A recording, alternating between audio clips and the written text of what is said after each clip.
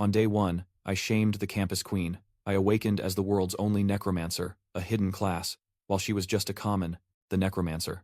I stared at my hands, my face filled with sheer excitement. You must understand. Mages are already terrifyingly powerful. My parents were always gentle and loving towards me. Then, when I was 6, they took an urgent mission and flew to the capital city overnight. And then, they were gone. So in tomorrow's trial, I need a Manhwa level-up performance. It's the only way I can be confident of getting into the nation's top school, Capital University. The next morning, before the trial, Instructor Chen gives us one final warning. If we ever encounter danger we can't handle, we must exit the dungeon immediately. Generally, beginner trial dungeons aren't designed for new players to perish. However, 25 years ago, an incident occurred. An entire class of over 40 students was completely wiped out inside a beginner dungeon. Their bodies were never found, as if they'd evaporated. To this day, no one knows what kind of terrifying dungeon it was. To commemorate the tragedy, the dungeon was named Nightmare Village. Instructor Chen tells us not to worry. Although each class's beginner trial dungeon is random, in all the years since, Nightmare Village has never resurfaced. With that reminder, Instructor Chen starts the timer and announces the trial has begun. Instantly, a flash of light cracks the air, teleporting us all into the beginner trial dungeon. We follow Marcus's lead, cautiously moving into this dungeon. At this moment, I feel a growing unease. Normally, let alone their hidden class.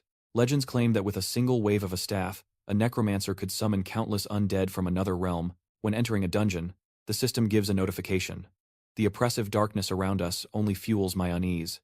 Suddenly, an oddly dressed old man materializes before us. I assume he's the starting NPC. Sure enough, the old man speaks. Welcome to the S-rank beginner trial dungeon, Nightmare Village. Your requirements to clear: 1. Leave here alive. 2. Discover the village's core secret. Hearing this is like a thunderclap overhead. What cruel luck. By sheer chance, we've entered the Nightmare Village dungeon that once wiped out an entire class. Some classmates immediately try to leave the dungeon to save their lives, because when converted to standard dungeon levels, an S-rank beginner trial is like a level 1 regular dungeon, and a level 1 dungeon requires you to reach beginner tier to clear. With our current apprentice level, clearing it will be nearly impossible. But then, the NPC adds another chilling detail. Once you enter Nightmare Village, unless you clear it, there is no way out, ever. I realize now, no wonder that previous class was completely annihilated, with no survivors.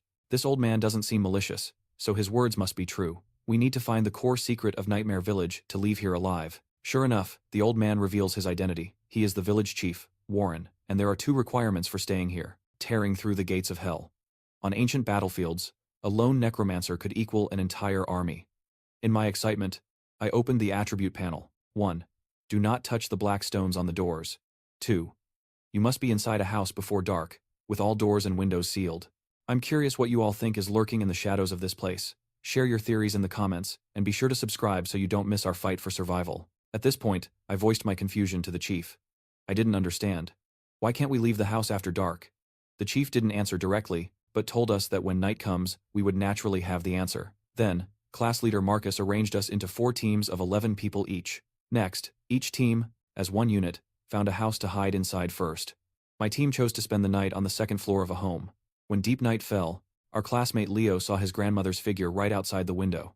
His grandmother, hands cupped, asked him to open the window, wanting to come in to warm up. Hearing this, without a second thought, he unlatched the window. By the time I saw this scene, it was far too late. I quickly warned Leo that this wasn't his grandmother. But at this moment, the ghost outside had already seized Leo's shoulder. Just as its gaping maw was about to descend, a sudden stream of sand timely wrapped around the creature's body. It was a control skill from Kenny's mage class. Instantly, the ghost reverted to its true form, a level 3 common monster known as a nightmare. This sight shocked everyone. Such a thing was just a common monster in an S-rank dungeon. And at that moment, the nightmare had already locked onto Kenny as its next target. But quickly, Stella cast her Holy Shield skill, blocking in front of Kenny. Then Zoe came up behind, but what I never expected was that my spirit stat was an absolute 0. Attribute points are randomly assigned based on a player's class, providing continuous health recovery for him. With combined effort, blocking the nightmare's skills shouldn't be an issue. Now, we just needed to wait for me to summon undead creatures, and we could end this battle. But unexpectedly, the first one to charge forward was me. Seeing this, Kenny hurriedly warned me that a staff is for casting magic. If the nightmare got close to my body, it would be hard to escape. However, the next second, my staff slammed down hard on the nightmare's skull. At this moment, everyone behind me was even more stunned. One-shotting a nightmare single-handedly was already absurd enough, and this was done by a mage class through melee combat. At this moment, the nightmare's body dissolved into a black stone and was gradually dissipating at a visible rate. Stella recognized that the symbol on it was identical to the ones on the house door frames. But something else struck me as far stranger. This nightmare village is very odd. I clearly killed the nightmare with melee, but the system didn't notify me of gaining attribute points. This wasn't your typical Manhwa level up. By the next day, news of me one-shotting the nightmare had already spread throughout the class. Now, quite a few classmates wanted to join my team. Suddenly, at this moment, villagers emerged from all around, surrounding us completely. Chief Warren, at the lead, said they want to put us all on the execution platform to cleanse our sins with flames, and if we dared resist, we would be killed without mercy. Hearing this, class leader Marcus stepped forward and asked the chief, with individual stats maxing out at 10 points. For any mage, spirit is the most crucial stat. If its value falls below 2.5, is there some kind of misunderstanding here? At this moment, an unpleasant thought rose in my mind. Counting the villagers, their number was about the same as our class, and everyone seemed to be around the same age, so it didn't look like a normal village. Could it really be what I am now thinking? Then the chief told us that last night, a nightmare died in one of our houses. Therefore, it must be that we broke Nightmare Village's rules, which is why the guardian spirit sent the nightmare to punish us. So, the chief felt he must follow the guardian spirit's will, capture us, and cleanse our sins with fire. Marcus responded by asking if there was any way to remedy this. Gaining the guardian spirit's forgiveness is not simple. The sinner must remain outside the house when night falls. Marcus instantly realized that this so-called forgiveness was nothing but an excuse. Even hiding inside a house was not safe, let alone staying outside. Hearing this, I stepped forward from behind. The guardian nightmare was killed by me alone. I will stay here and wait for nightfall. Seeing Marcus's hesitant expression, I reassured him. Don't worry, Marcus. I already have some ideas about how to leave this place. This is a good opportunity to verify them. Soon, I was bound by the villagers with chains to a cross. After the villagers left, my classmates came over to me. They were all curious about what method I mentioned for leaving this place. Right now, it's just a theory. I'll tell you after I verify it tonight. In the blink of an eye, nightfall arrived. It completely cripples a mage's skill performance. The system then notified me that I had completed my awakening and must select an initial class talent. Nightmare Village at night is truly eerie. The thick fog rising all around made it hard for me to see the nearby environment, but I faintly sensed a familiar aura. Just then, a bizarre, three-eyed creature lunged at me from behind, but instantly, a skill called sandbinding shot out from afar, ensnaring its body. Then, our class leader Marcus appeared ahead, engaging the monster in combat. At that moment, Stella and Zoe seized the chance to emerge, trying to free me from my bonds, but they are both support classes. These chains required a damage dealer like Marcus to sever them. I simply told them to step back. The next moment, I shattered the chains with raw power, as my strength stat had hit a terrifying threshold. I did this to also taunt the monster ahead. At this point, Marcus held a slight advantage against the monster. As his ultimate struck, its remaining HP fell to just 5 points. Just as he moved to finish it, my figure flashed forward, stealing the kill. This clearly frustrated Marcus. He had fought so hard for that monster, and my kill steal didn't sit well. But this was a test, a crucial part of my own Manhwa level up. Sure enough, slaying this nightmare monster still yielded no attribute points. Instantly, 2 more nightmares charged our position. I turned and told them. I had already lost all hope in this path, but in the next second, the system proved me spectacularly wrong. Let's get inside the house. We can't waste time on these things. I've found the way to clear Nightmare Village. The next morning, the chief furiously berated us for breaking our promise. Last night, we eliminated another nightmare supervising the sinners. This time, he vowed to bind us to the execution platform. I stepped forward and posed a question. Chief, are you certain you are the original residents of Nightmare Village? I continued with a grim look. Last night, I uncovered this village's hidden truth. You so-called villagers are actually the class that was wiped out in this very dungeon before. From the moment we arrived, we've been inside an illusion, which is why we cannot escape. Hearing this, the chief refuted my claim. He dismissed my words as a fabricated story, as I had no proof. I then produced a jade stone from my pocket, emanating a ghostly glow. This guardian stone is my evidence. At this sight, the chief broke into a cold, panicked sweat. The guardian stone was their supreme holy relic, given by the guardian spirit to protect them from nightly attacks. If anyone tampered with it, the guardian spirit would bring disaster upon the entire village. But this is no guardian stone that protects you. The entire illusion is constructed from these black stones and the cryptic patterns on them. It congratulated me for drawing the talent. Mage's Warrior Heart, rank unknown, rewarding 10 free attribute points. All of this is a lie, fabricated by your so-called guardian spirit to trap you here forever. So if we shatter these black stones, the illusion will begin to crack. I then raised my hand, and the others followed, crushing the stones. With a sharp crack, a fissure split open the sky. Immediately, the villagers' true memories returned. They were indeed the class lost in this dungeon decades ago. The system announced, "A player has discovered Nightmare Village's core secret and awakened all villagers. Rewards will be calculated based on individual quest ratings." Yet, after everyone else vanished, the 5 of us remained. The system then displayed a new notification. "Congratulations to the 5 players for destroying the Nightmare Black Stones and triggering a level 1 difficulty hidden quest. Find the hidden item, the Heart of Nightmare, within the dungeon." Outside, Instructor Chen was pleasantly surprised. We had actually drawn the Nightmare Village dungeon and cleared it. However, 5 students were still inside. Instructor Chen speculated that we must have triggered a hidden quest. If his guess was correct, completing it would let us choose any top university in the nation. At that moment, our situation inside grew dire. Over 10 nightmares materialized and surrounded us. Passive effect. When the system detects a kill via close combat, free attribute points are rewarded. Unique active effect. I had my 4 teammates handle the nightmares on one side, while I faced the others alone. We had already shattered the village's illusion. Now, when I kill, by shattering nightmares in melee combat, I earn free attribute points as rewards. After a few brutal rounds, a mage item also drops, the Frank Fairy Necklace. Its unique effect increases skill damage by 5%.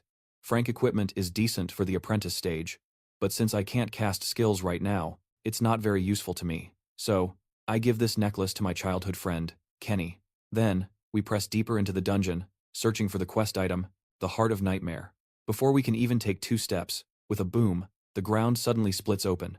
Then, several of us fall deep underground. A truly foul smell permeates this place.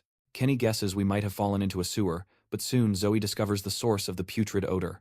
At this moment, before us, a peculiar monster crouches. It appears to be the same species as the nightmares, and that foul smell is its very breath. The system notifies us this is a rare dungeon boss called the Nightmare King. It is currently in a sleeping state.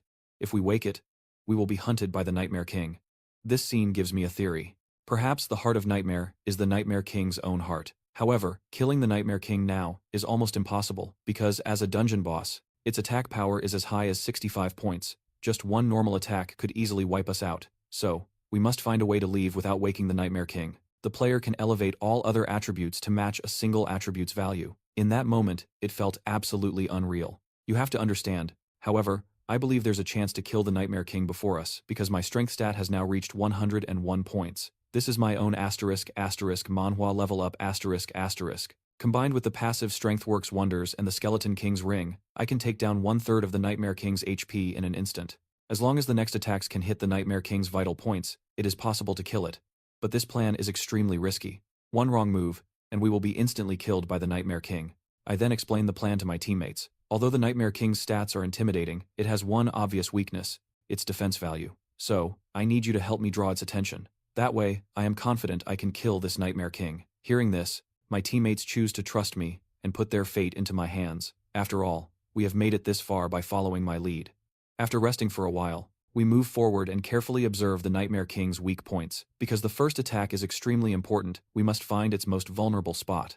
And the system gave a hint that as long as we do not attack the Nightmare King, it will not wake up. Moments later, I see a spot on the Nightmare King's body emitting a faint glow, and this spot is precisely at its heart's location. So, I speculate that the glowing spot must be the Nightmare King's weakness. Then, I equip the Skeleton King's Ring. I swing my staff and strike hard at the Nightmare King. This scene leaves my teammates completely dumbfounded. Lowly healer. My girlfriend, Yan Ruio, publicly renounced me, all because my initial spirit stat registered as a pathetic 0. Gaining free attribute points is brutally difficult.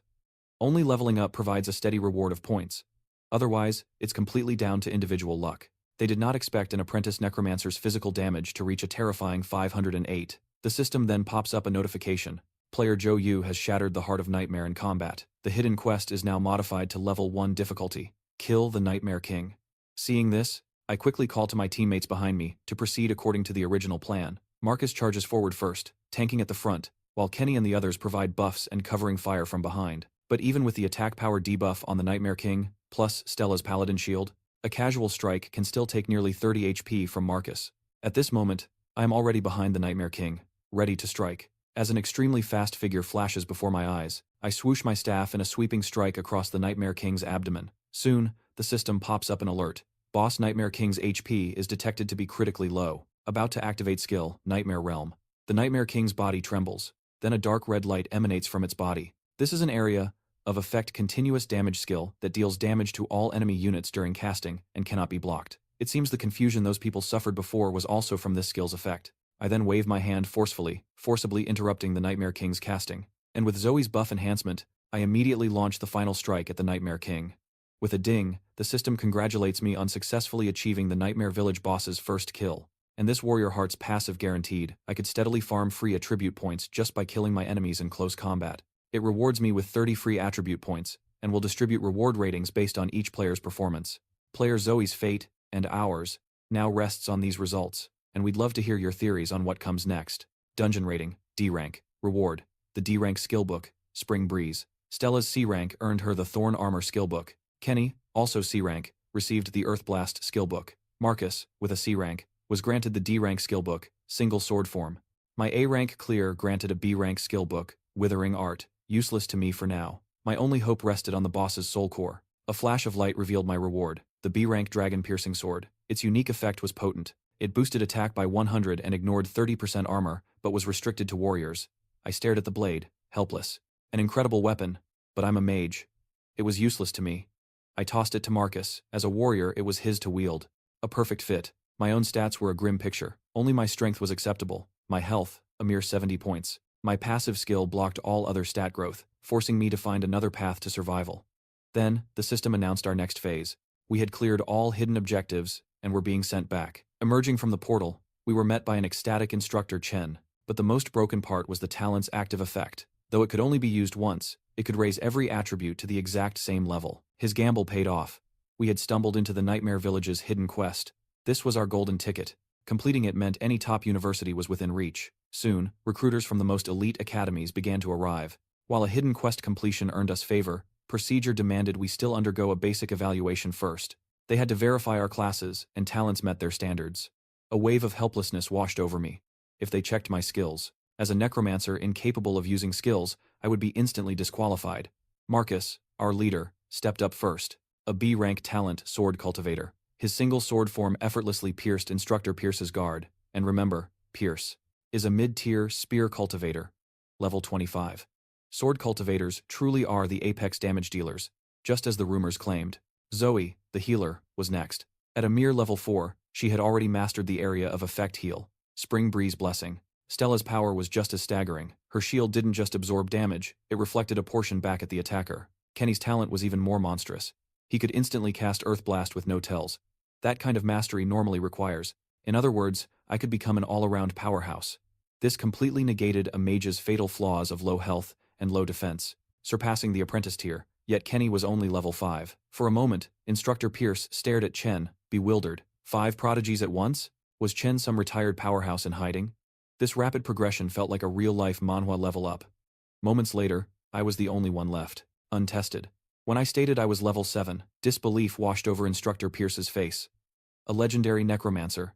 And, a full 2 levels above the others, he eagerly awaited the display of powerful undead I was sure to summon. In a blur, I closed the distance. As my fist flew, I saw disdain in Pierce's eyes. He saw a rookie mage making a fatal error. In a real fight, a mage is never allowed this close. Then my fist connected squarely with his jaw, and the result sent a shockwave through the crowd. A single punch had just dropped a level 25 mid-tier expert. Instructor Reed, the recruiter, was utterly speechless. He suspected Pierce was throwing the fight to favor me. After all, necromancers were known to be the physically frailest of all classes. But Pierce's mind was reeling. If he hadn't instinctively braced for that impact, he'd be out cold. I offered a slight apology. My apologies, instructors. My unique talent forces a focus on physical strength. I wish to join the Warrior Department's Body Cultivator program. If I used this active skill now, I could raise all my attributes to 10. Reaching 10 points in all stats during the beginner phase would be completely unprecedented. Instructor Reed balked, explaining that a cross-class transfer had never happened before. He would need to. I submit an application to the headmaster. Shortly, Capital University's headmaster Gideon arrives via holographic transmission. He says he understands my predicament, and Capital University welcomes my enrollment anytime. Furthermore, if the other 4 students wish, they can join too. I then approach Headmaster Gideon and pose a question. Headmaster, did you know my father, Jonathan Yu? At this, Gideon immediately realizes. No wonder he felt a strange familiarity upon first seeing me. My parents were, in fact, both his students. However, over a decade has passed since he last saw them. But before they vanished, my parents mentioned exclusive dungeons to Gideon, so something might be left for me in my exclusive dungeon. About 1 week later, I appear at a dungeon portal in the inner realm, preparing to unlock my dungeon early. Clearing it before university grants massive resource rewards. This is a true Manhwa level up moment, and it likely holds clues my parents left behind. With a chime, the system notifies me our assigned exclusive dungeon is the Wandu Lair. The intro prompt appears. Legend speaks of an ancient evil tribe in Qiandongnan, its people fierce and violent, masters of breeding toxic insects. These parasites reproduce inside a victim's body, devouring flesh until the host perishes. But if I raise a stat to 1,000, or even 10,000, then use this skill. Quest objective: locate the evil tribe and eradicate all toxic insects in the dungeon. A friendly reminder: Wandu Lair requires 5 players to unlock, so the system will match me with 3 other teammates.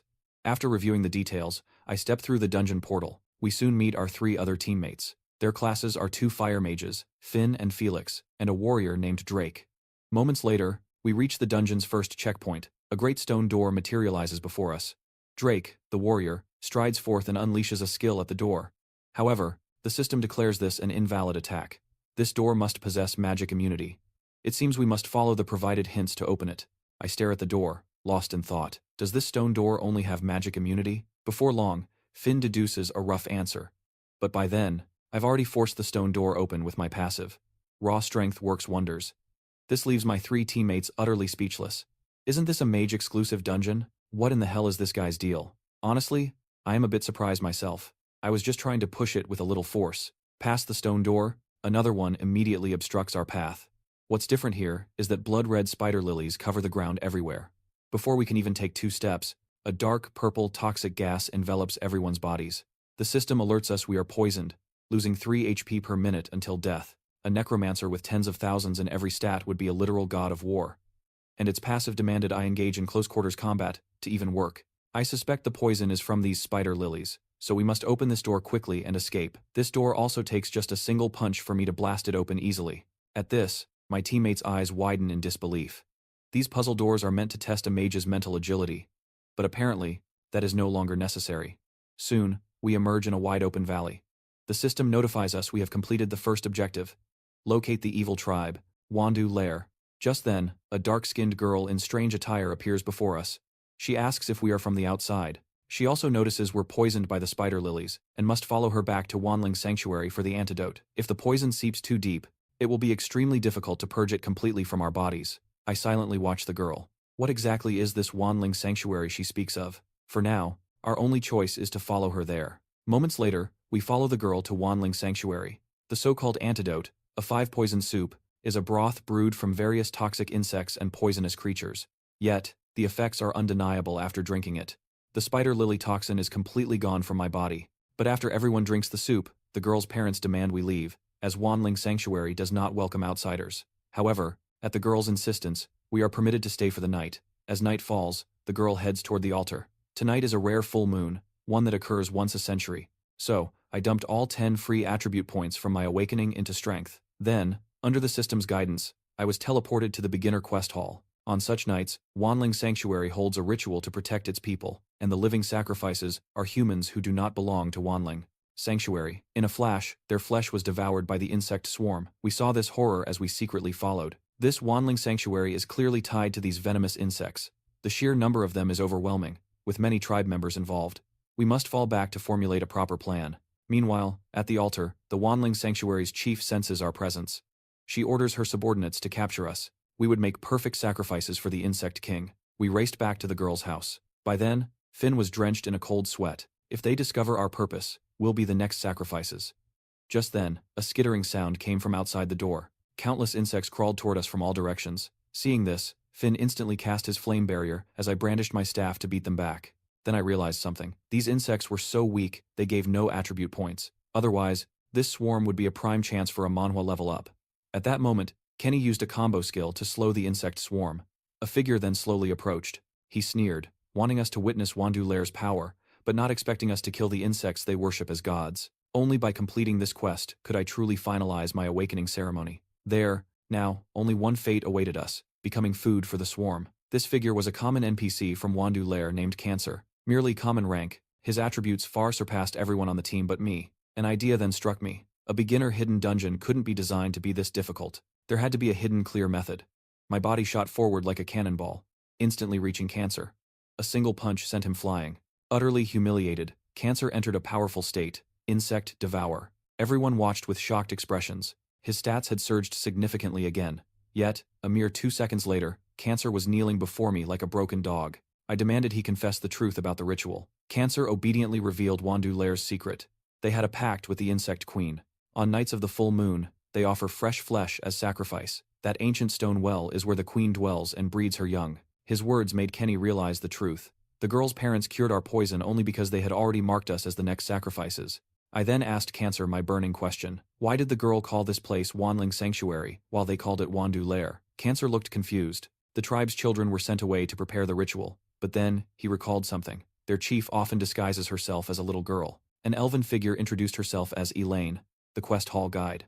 Learning I was there for the beginner quest, she produced a starter pack and handed it over. As he finished speaking, I drove my fist into his forehead. With a chime, the system announced my first melee kill on an NPC, rewarding me with an S-rank item, Sage's Protection, which negates 1 lethal blow when equipped. Excitement washed over me. S-rank items are the highest tier in the Inner Realm. Panic spread through the team. If a common NPC was this strong, they stood no chance against the chief. I calmed them. The quest only requires us to eliminate the insects. We don't need to fight the tribe to the bitter end. We just need a chance to destroy that well. When we returned, the ritual was over. But unexpectedly, the girl's parents lay collapsed beside the ancient well. On my command, my teammates unleashed their strongest skills on the well. With a thunderous crash, a massive hole opened in the ground. Kenny sensed something was wrong. With that much damage, the insects should be dead. But the system hadn't shown a quest completion notice. Suddenly, a chilling voice echoed from behind us. The chief of Wandu Lair slowly emerged from the darkness. I called her out directly. You're the girl who cured our poison, aren't you? At this, the chief realized something. Since we were here, Cancer must have failed. In a blur, she became the little girl again. Her lips curved into a sad smile. I became the weakest link in our party. But they couldn't know I'd awakened a broken talent, one that could raise all my stats to match any single attribute. Inside the starter pack, I found a full set of beginner gear and an F-rank skill book, Skeleton Summoning. However, our actions had completely enraged the Insect Queen. Now, she had no choice but to sacrifice us. I cut her off. A chief who sacrifices her own people has nothing left to say, feigning kindness. At this, the chief's mask shatters with contempt. Even her own blood, anyone who becomes an obstacle to her ascent, will be mercilessly purged. As she finishes, raw fury surges through me. How dare she defile the word parents in front of me? It has been so long since I've seen my father and mother. Seeing this, the chief tells me not to rage. Soon, she will send me to reunite with them. The next moment, a dense swarm of insects converges. Brutus, an elder of Wandu Lair, draws the attention of my 4 teammates away. I keep swinging my staff to carve a path through the insects. I know this war of attrition is useless, but now I have Sage's Protection, a guaranteed revival. I can gamble everything against her. I charge the chief, my fist cocked. The chief watches my form get swallowed by insects with smug confidence. She is utterly convinced these vermin can stop me. However, in a flash, I erupt through her body with a roar.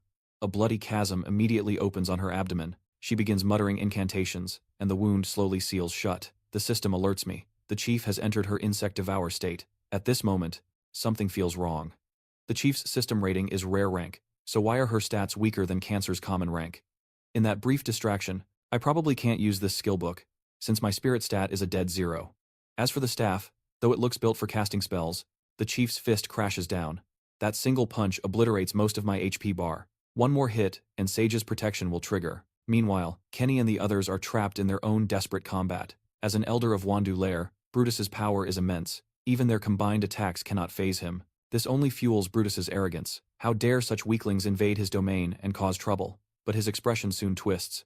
Red sand has shackled his body. As immense power surges, Brutus's body is annihilated before their very eyes. Where Kenny stood, a refined figure now appears. Everyone stares in utter shock. When did this handsome stranger appear? But when he speaks, it is Kenny's voice. He has no idea what just happened either. In an instant, a force incinerated all his body fat. Then, his spirit attribute skyrocketed by nearly 300 points. Spirit directly impacts skill damage. Nearly 300 points of spirit is on par with a mid-tier mage. I then order Kenny to unleash his strongest attack directly at me, now. At this, Kenny hesitates. Doing so would obliterate me too, but he trusts me. Throughout this hellish journey, following my commands has worked. I must have a way out. With that, Kenny unleashes Earth Blast at full power, without hesitation. In that moment, the chief's expression contorts in panic. She has no desire to die here so easily. I chuckle and grab her tight. Sorry, too late.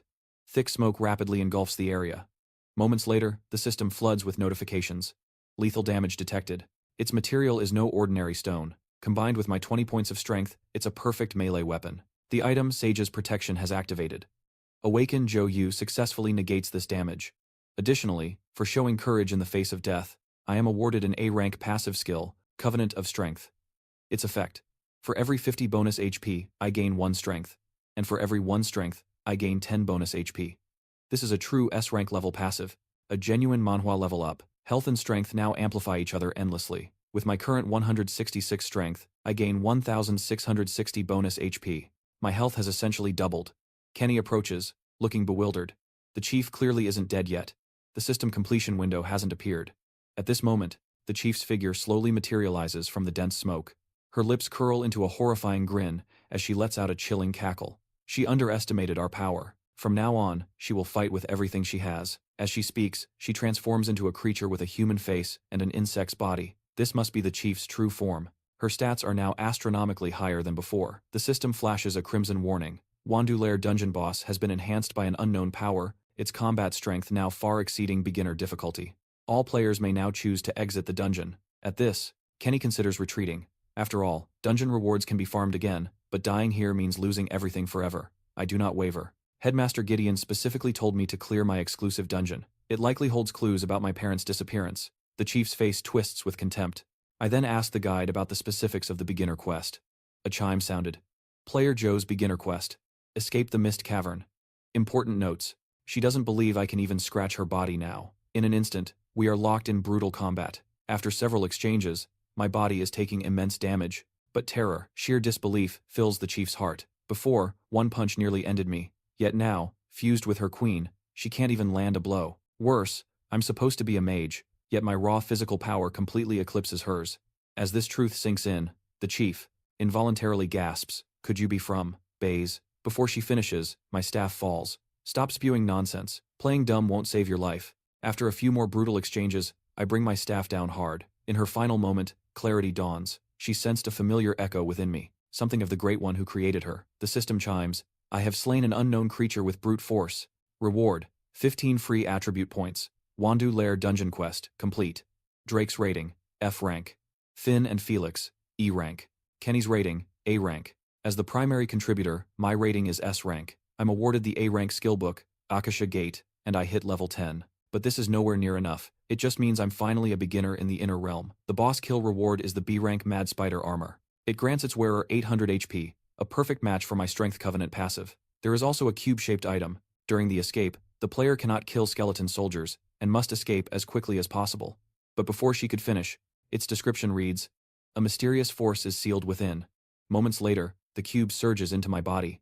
The system announces I have gained the ability to inspect characters within 10 levels of my own. My pupils shrink in shock. It has chosen its host, and besides, a significant boost to my base stats.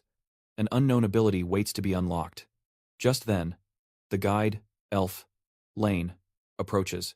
She informs us we have successfully cleared the exclusive Wandu Lair dungeon. As a unique first clear reward, she boosts our spirit attributes by 20%. I am instantly speechless. The reward sounds generous, but my base spirit is 0. A 20% increase is still nothing. Time flashes forward to the next day. Marcus is stunned to see my level has also reached 10. His shock is understandable. Warrior dungeons far outnumber those available for mages. Early on, warriors always outlevel mages. This kind of rapid Manhwa level up is unheard of.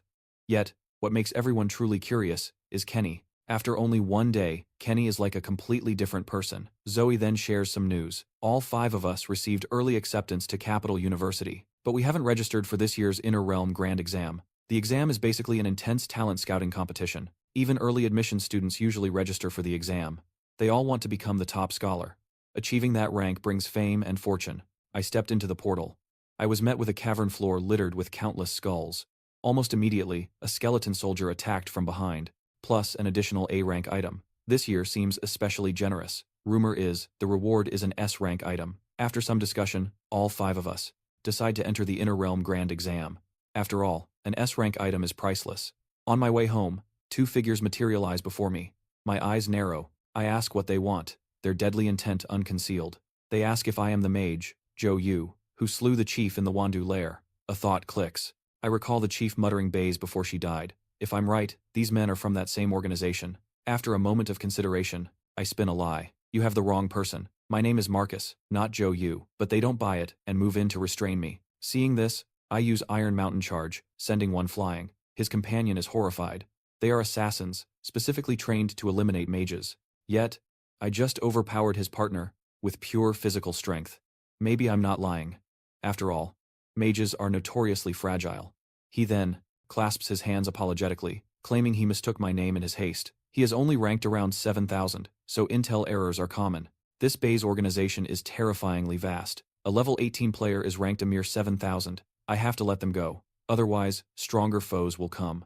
With that thought, I wave it off as no big deal and turn to leave. Once home, I immediately search for any information I can find about Bays. I quickly grabbed my staff and charged, landing a single, brutal strike. It took down 20 HP from the skeleton. This surprised me. Bays is a divine beast from mythology, pure white, with flame patterns on its limbs, an auspicious creature meant to ward off great evil, ward off evil spirits in ancient times. Beyond that, no other information exists. Since they ambushed me on the street, even home is no longer safe. Now my only choice is the Inner Realm's grand exam. All examinees get strict protection. After the exam is over, it will be time to report to Capital University. I'll be safer there, as Headmaster Gideon is the Inner Realm's greatest sword cultivator. I then materialize the cube from my body. I still haven't grasped its other unknown ability. Suddenly, a possibility strikes me. Perhaps this is a clue my parents left to help me find them. Meanwhile, the two assassins return to their organization, reporting the intelligence was dead wrong. The target isn't a mage, since he incapacitated them with a single punch. 2 days pass quickly. I go to the office, hoping Instructor Chen can help me with something. I ask if he recognizes this cube I'm holding. After a brief examination, Instructor Chen says the cube is sealed by a powerful force. Without the password, only the unsealing key can open it. It is the only way to remove the seal while preserving the contents. Otherwise, he would have just smashed it open with a punch. I ask Instructor Chen where I can get the unsealing key. I've never heard of it, so I teleport to the Mechanopolis that Instructor Chen mentioned. I never expected a mage with all points in strength to deal such insane damage. Then, the system notified me that I'd successfully killed the skeleton soldier in melee. A human-machine war once erupted here, after artificial machines gained self-awareness. Eventually, both sides forged a peace agreement, designating an area within human territory for machines to live. The human-inhabited zone is called Mechanopolis, while the machine territory is the Mechano realm, the legendary E-rank dungeon. I must find Lord Warren here and get a hidden quest for the legendary unsealing key. He is also a renowned biology professor among humans. My gaze falls upon several thugs ganging up on an old man. Seeing this, I walk over and order them to bow and apologize to him immediately. One of them becomes extremely displeased. This is the first time he's been disrespected like this. In the next moment, I assume a punching stance. That man's body is sent flying 100 meters away. This scene makes his companions tremble. They bow deeply to the old man 10 times in succession. The old man comes over to express his gratitude. I tell him thanks aren't needed, but ask if he knows how to find Lord Warren. At this, the old man pauses for a moment. He happens to know a way for me to meet Lord Warren. Before long, I follow the old man to a castle, but in the blink of an eye, his figure vanishes. Seeing this, I don't worry. Perhaps he had urgent business and left without a word. However, when I push open the door, I see an unbelievable scene. That old man is actually Lord Warren, the man I was searching for, and those thugs are his most powerful guards, rewarding me with 1 free attribute point and 3 XP. And for my first ever monster kill, the reason for this entire performance was that he has been searching for a sufficiently powerful assistant, and now, he seems to have found that person. He makes me a request. If I can complete this task, he will give me the unsealing key. Tomorrow, Lord Warren will hold an academic conference to announce his research findings on mechanical and organic life. But behind the scenes, certain organizations plan to steal these findings tomorrow. My task is to defeat the Mechano Realm's king and destroy his mechanical heart. Time arrives quickly. The next day, I reach the academic research hall, waiting for the mysterious organization to show itself. About 2 hours later, a figure crashes down from above with a massive boom. He looks like a cyborg. This must be the mysterious organization Lord Warren spoke of. His strength is indeed formidable. All the guards present, even working together, can't pose any threat. At the same time, a mysterious figure appears somewhere else. Without a word, he uses a strange skill and captures Lord Warren. All of this is part of Lord Warren's plan. At this moment, seeing we are defeated, the cyborg's tone becomes arrogant. He tells us to stop struggling. His body has undergone mechanical modification, and we cannot possibly defeat him. I step forward and interrupt him. In that case, I hope your body is truly that strong. Without giving him time to react, I throw a heavy punch at his body. A single blow nearly depletes his HP bar. Disbelief washes over his face. His body was personally modified by the king. Yet, the system granted me a passive skill. Strength works wonders. Its unique effect. Each point of strength converts to 2 points of attack power. A human punched through his cybernetic flesh in one blow. I then follow a certain signal to a location. This was prearranged with Lord Warren. I let them capture me, leaving a deliberate pheromone trail. It's the only way to find the Mechano Realm's heart. Meanwhile, my captor reveals why he took Lord Warren. They built a biomechanical heart, but now it has gone rogue. At some point, it became a sentient machine that devours life. It requires a tribute of at least 3 human lives daily. So, they brought Lord Warren to fix this problem. This puts Lord Warren in an impossible position. If he repairs the heart, more humans become cyborgs, but if it's left alone, people will still be consumed. As this unfolds, I'm wiping out the low-tier machines guarding the city. The shocking part is that killing machines also grants free attribute points. Soon, I reach the chamber where Lord Warren is held. The mysterious figure turns as I make my entrance. Welcome to the fabled Mechano Realm. He watched my rampage on surveillance. If I submit to their mechanical modification, I will surely become the world's most powerful cyborg. Lord Warren informs me the heart is my objective. Destroy it, and the mission is a success. I send the mysterious figure flying with a single punch. Then, I approach the mechanical heart. I tense my muscles and unleash a flurry of blows. Plus, felling any enemy in close combat granted me 1 free stat point. In other words, on a 0 defense target, I could now deal 42 damage with 1 hit. This was an excellent skill effect. 2 seconds later, the system confirms I've destroyed the mechanical heart martyr. At this moment, the mysterious figure recovers and changes his tune. He may be the Mechano Realm's king, but its true master is Empress Machina, and she knows I destroyed the heart. But if I join the Mechano Realm, he says, all my sins will be pardoned. I'm a little surprised by this. From Lord Warren's tone, this man should have been the king, but now there is suddenly an empress. With this thought, I decide to follow him and see this so-called Empress Machina. On the way, while his guard is down, I throw a heavy punch that depletes his HP. I nearly forgot, Lord Warren's mission also required me to kill the Mechano Realm's king. Sure enough, I immediately receive the quest reward, the unsealing key, and the experience from the kill pushes me to level 11. This officially makes me a beginner-tier mage. I suspect the Empress Machina he spoke of is just ahead. I sense powerful energy fluctuations. That's why I dealt with him early, but now I slightly regret it. There is a password-locked door here. However, I don't dwell on it. With a deafening crash, I smash the metal door open with 1 punch, but to my surprise, Empress Machina appears to be a human girl. Seeing the confusion in my eyes, she states directly that she is the Empress Machina. I then charged the horde of skeletons, shattering them with 1 blow each. Soon, the system announced I'd reached level 5. The system confirms she is indeed the Empress. Her stats are insane, an epic rank NPC at level 48, with a terrifying 100,000 HP. Stats like these could make her an A-rank dungeon boss. Yet, she is here in an E-rank dungeon. The next moment, Empress Machina uses a skill, binding my body and slowly pulling me towards her. She whispers softly, I will not harm you. There's no need to be so tense. She then places a hand on my forehead, initiating an exchange of my memories. Though she is Empress of this realm, she has never seen the outside world. This mono-realm dungeon resets periodically, reverting to its original state. People occasionally come, find Lord Warren, and accept the hidden quest. But through countless resets, I am the only one who broke the pattern and reached her. I quickly grasp her intention. I tell her she might as well just kill me. A level 11 weakling like me can't possibly oppose the dungeon's fundamental rules. Empress Machina ignores my words, opening her chest to remove her own mechanical heart. She says, the dungeon's rules can be exploited. This is an S-rank item, the heart of the Mono Queen. If I take it, in time, she'll grow inside me, another Empress Machina. This way, she can share my senses and experience the outside world. Her words are staggering. An NPC has gained consciousness and is trying to escape the dungeon that created her. For me, however, this is a massive opportunity. After I agree to her request, the system congratulates me for clearing the Mechano Realm dungeon, and my strength stat hit 30 points. You must understand, in the beginner phase, 10 points in one attribute already makes you an elite. Dungeon clear rating, A rank. Rewards include a B rank skill book, immobilization, and a C rank item, mechanical knuckles. After teleporting back, I use the unsealing key on the cube. To my shock, inside is a legendary weapon, the Azure Dragon Crescent blade. This must be my parents' legacy. But how did they know I would need a melee weapon? Just then, Instructor Chen rushes in, telling me to forget all this. The grand exam is about to begin. Meanwhile, at the venue, a dispute erupts between the First Academy and our Fourth Academy. Because I haven't arrived, the exam is stalled. They sneer that Fourth Academy students should just crawl back to their pathetic school.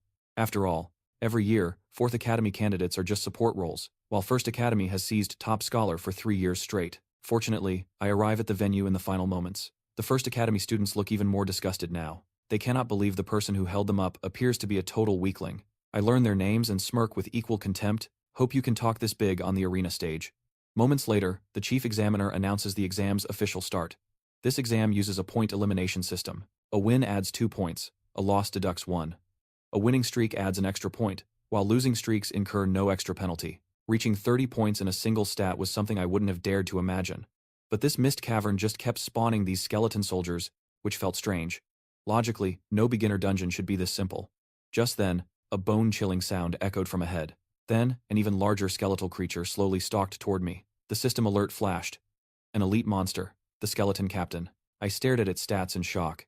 Its strength was 15 points. No beginner could possibly withstand one of its strikes. I seized on its weakness, only 1 point in agility, and charged, swinging my staff. But even with my attack speed, the skeleton captain steadily raised its shield, blocking my assault. However, the moment it slammed its spear into the ground and pushed me back, it revealed a fatal opening. I gripped my staff with both hands and struck its skull with lightning speed. This was my path to becoming the ultimate guardian hex mage of Blue Star in the final war. This is a parallel world, a dark mirror to Blue Star. Except that centuries ago, the blow tore away 50 HP from the skeleton captain. The system alerted me. Killing it in melee combat awarded me with 3 free attribute points. So, the system's rewards scale with the monster's level. This meant as long as I focused on killing higher-level monsters, I could gain the most attribute points.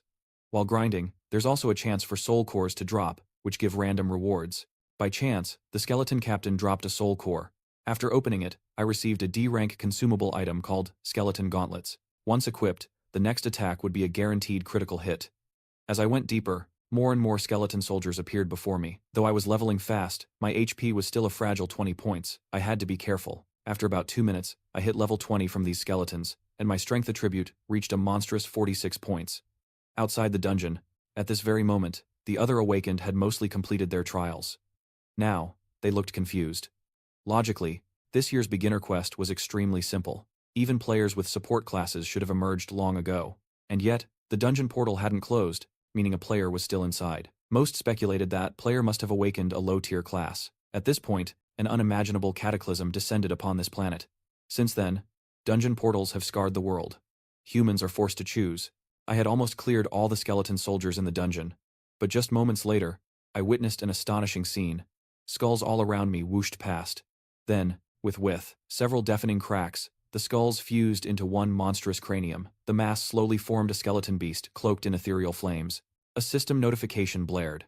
This was the ruler of the Mist Cavern dungeon, the Skeleton King. This had to be a sick joke. A boss-level entity in a beginner's zone? Dungeon? An instant later, the Skeleton King's colossal axe cleaved the air toward me. I twisted my body, dodging by a hair's breadth. The close call made me keenly aware of a crucial weakness. Like the skeleton captain, its strength was immense, but its agility was pathetic. I fell back on my only tactic, a defensive stance, and a swift counter. The blow landed, but the damage was a mere 32 points. In other words, to fell the Skeleton King, I'd need to counterattack over 20 times in the exact same manner. Still, the beast was sluggish, so outmaneuvering it wasn't impossible. Before long, the Skeleton King's health plummeted to just 200 points. But then, the unthinkable happened. The Skeleton King spoke in a human tongue. It claimed to have guarded the Mist Cavern dungeon for hundreds of years, yet had never witnessed anyone battle through like this. As it spoke, its entire frame began to tremble, and in a flash, its aura surged with even greater power. This had to be its berserk state, and, from its words, I was the only one to have ever forced this transformation. At this stage, register as players at adulthood, awakening powers to conquer these dungeons. This brutal Manhwa level-up system meant inside, a direct assault was suicide. I had to restrain its movements first. Abruptly, I spotted a massive boulder perched precariously behind it. Maybe I could use that rock. Seizing a moment of the Skeleton King's distraction, I darted toward the boulder. Then, I glared up at the monstrous king and bellowed, "You colossal fool, I'm over here." As expected, the next instant, the Skeleton King charged in a blind rage. I swiftly raised my staff to block, then I feigned weakness, deliberately taking its attack. The boulder crashed down from above. The Skeleton King didn't react in time and was pinned beneath the crushing rubble. At that moment, I stared ahead, fear still gripping me. That was far too close. I never expected a single strike from the Skeleton King to nearly obliterate my entire health bar. Then I leaped into the air, equipping the D-rank skeleton gauntlets. The moment my enhanced fist struck, nearly 150 HP vanished from the Skeleton King. A system notification chimed. The beginner quest was complete. It congratulated me on officially becoming a beginner player and for achieving the server first kill of the Mist Cavern dungeon boss, the Skeleton King. My reward was 30 free attribute points and a C-rank item called the Skeleton King's Ring. It had a unique effect. Once equipped, my first normal attack would deal 50% increased damage with a 24-hour cooldown. While its effect wasn't as flashy as the skeleton gauntlets, its reusability made it a solid piece of gear. Furthermore, if this C-rank equipment were sold on the marketplace, players could gain rewards by slaughtering monsters, thus increasing their power. And today was my day of awakening, my registration to become a player. The moment I stepped into the awakening circle, it could easily fetch 250,000 blue star coins. But what thrilled me more was achieving a dungeon boss's first kill. This meant that before me, no one had ever even encountered, let alone killed, the Skeleton King. This struck me as incredibly strange. Did it mean no one else had successfully cleared the beginner quest? Or had I rushed in and missed some crucial information? After a moment's thought, I decided to exit the dungeon for now. The moment I teleported out of the beginner dungeon, a heavy hand clapped my shoulder. Seeing how long I was inside, he thought I had bought the farm in there. The portly guy was my classmate and childhood friend, Kenny. Like me, Kenny had also awakened as a mage. Just then, Instructor Chen announced from the stage.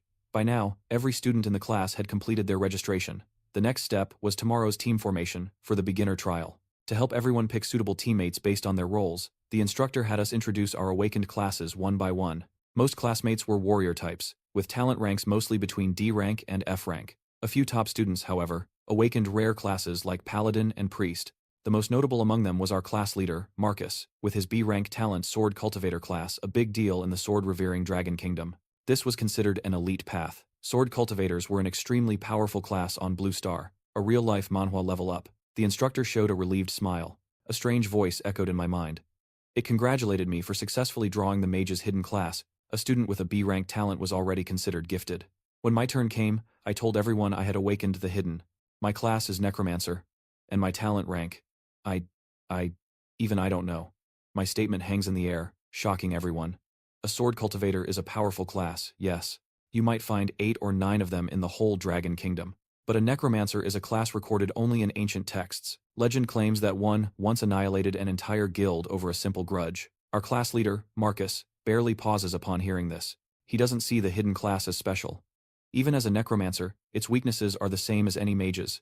Low health, low defense, and utterly vulnerable to close-range assassins. Plus, constant contact with the undead leaves a necromancer's own constitution even weaker than an ordinary person's. Their summoning skills have long cast times, and without protection from teammates, they are simply sitting ducks on the battlefield. He assumes my talent rank isn't unknown, but rather that it is too low for me to admit. After the introductions, Instructor Chen ends the ceremony, telling us to go home and prepare.